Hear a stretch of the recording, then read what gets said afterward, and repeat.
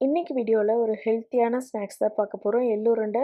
இந்த எள்ளு உருண்டை செய்றதுக்கு ஒரு 1/2 கப் வெள்ளை எள்ளு எடுத்துக்கிறோம். எடுத்துட்டு பேன்ல போட்டுட்டு நல்லா படபடன்னு பொரியிற அளவு இத வறுத்து எடுத்துக்கிறோம். அதுக்கப்புறம் நல்லா பொரிய ஆரம்பிக்கும்போது இத இன்னொரு பிளேட்டுக்கு மாத்தி ஆற வச்சுக்கிறோம். அதுக்கப்புறம் அதே பேன்ல ஒரு 3/4 கப் வெல்லம் போட்டுட்டு, அது கூடவே ஒரு 1/2 கப் தண்ணி ஊத்திக்கிறோம். ஊத்திட்டு நல்லா வெல்லம் கரையிற அளவு மட்டும் விட்டுட்டா போதும். பாகுபதம் வரணும்னு அவசியம் இல்ல. அத வடிகட்டி தனியா எடுத்து வச்சுக்கிறோம்.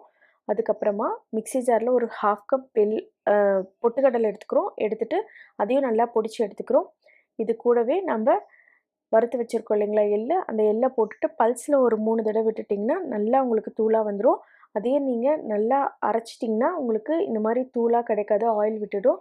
அதையும் போட்டுட்டு நம்ப கரைச்சி வச்சிருக்கோம் இல்லைங்களா வெல்லம், அத கொஞ்சம் கொஞ்சமா போட்டுட்டு உருண்டை பிடிச்சு வச்சா சூப்பரான எள்ளு உருண்டை ready. Full video link Tamils kitchen by Sandhiya YouTube சேனல்ல இருக்கு. ட்ரை பண்ணி பாருங்க.